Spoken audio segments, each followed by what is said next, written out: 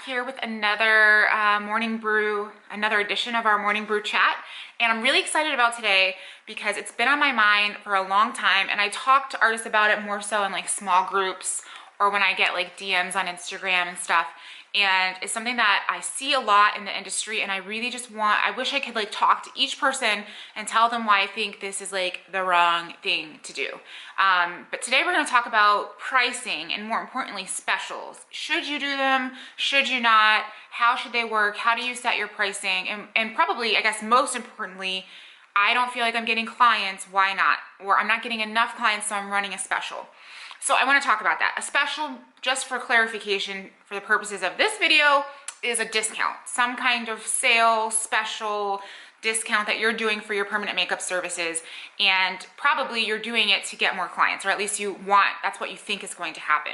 So a couple truths I just want to hit you with from the beginning. First of all, not all specials are bad, and there are certainly times where you might want to discount your service, but I'll get into that. I do want you to know something very quickly. I just want to get this out there. Some customers see that you offer specials, even if it's only for a short period of time, but especially when you keep doing it. And they're going to keep waiting for a special before they book. So it has the opposite effect of what you think. They're not necessarily coming to you to take advantage of the special. They're just going to keep putting it off because you keep doing them. But probably the worst part of this whole scenario is that some customers, a lot of them, especially the ones with money, think that people who discount their services or offer specials are less than the person who's not. So to put that in another way, people feel like if you're offering a special, you must not be good. Or the girl down the street charges more than you, she must be better than you, which at first sounds kind of jarring. And you're like, there's no way that's true. Nobody would think that. They definitely do. They also think if you're always running a special, a lot of customers think that you must be desperate for clients, or else why would you be doing that? So about that, that's kind of what I wanted to get out there. So if you're constantly running a special, you should probably stop.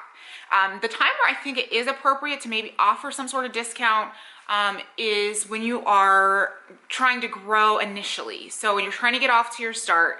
But there are two things you should do when you are considering running like a grand opening special, if you're a new artist and you're watching this.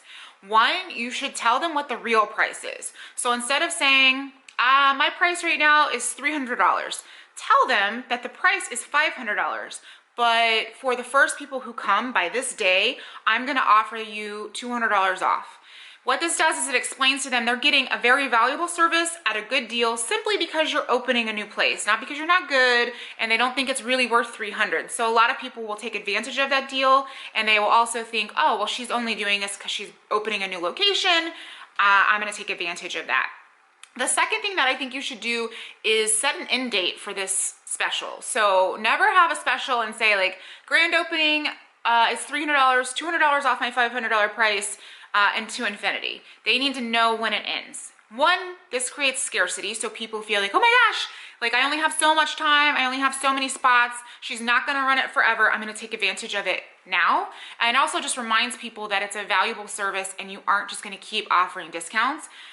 So you're not cheapening your service. So those are kind of two things that I would recommend you do from a specials perspective. And the last thing that I kind of want to talk about without spending more than our normal 5 minutes is really just knowing your worth and understanding that you're supposed to charge what you're worth, not what you think people will pay.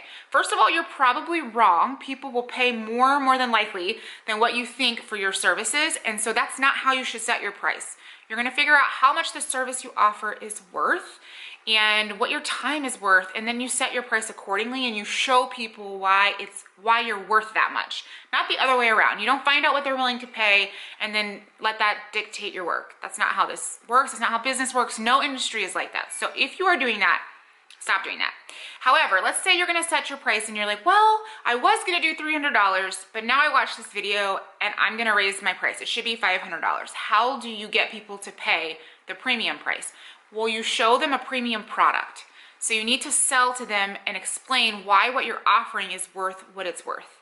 So for example, if you just tell people over and over again, here's before and after. Look at these brows. These brows are pretty. Here she had none, now she has some.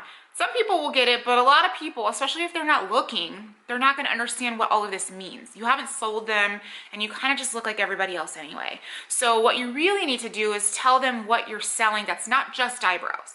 And a lot of you, this is going to be the first time that you thought about this. So this is super important. You don't sell people eyebrows. You are selling them something else. When we sell things to people, we sell to their emotions. People buy because of how they feel. And then they just happen to justify it with a need. So for example, if I tell you, look, you can get these brows, it's $200 off, look how cool this looks, and I think my brows are fine, I'm not really moved to buy anything from you. But if you tell me a story about this lady in this picture, and I can see her face, and you tell me she spent 30 years putting makeup on and getting up before her husband every morning so that he doesn't see her without any eyebrows on, I'm buying that, and I don't care how much it costs. The person who's like, wow, I'll never have to get up before my husband, and I'll be able to show him like what I really look like without, you know, hiding anything, like that's worth a lot of money. It's certainly worth the $500. I would pay that.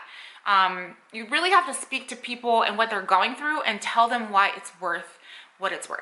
So this is a topic like that I could go on and on. Oh, there's one more thing I want to tell you. This is something I could talk about forever if you can't tell. But the one more thing I wanted to tell you, just because I want to prove my point. So let's say for easy math, because I'm not a math person. Let's say you want to charge $500, but you're charging $250 because you feel like that's the only way people are going to book. So you're charging half of what you probably should be charging. Let's just say you raise your price. I go through this scenario with a lot of people and they're like, but what happens if I raise my price? What if they don't book? Okay, let's say half of the people that were willing to book for $250, half of them decide they're not coming to you, which is probably not gonna happen. But half of them decide, you know what, it's too much for me. Okay, so 50% of them drop out. That means you have 50% of the old clients paying you double the price. So even for me, I am not a mathematician, but that's easy math. That means you're making the same money by charging the appropriate price, but doing less people. So that means you have a whole bunch of extra time in your day to do other things like marketing and growing. If that scenario even played out, not to mention that you might be wrong. Like a lot of people might be booking at the price that you're charging because they're willing to pay you what you're worth. So give this a shot, think it through, comment, send me a message if you have any questions. I would love to talk to you guys more about it. But I went over our normal 5 minutes. Hopefully you guys are still watching. I hope you have a good rest of your day, and I will talk to you next time.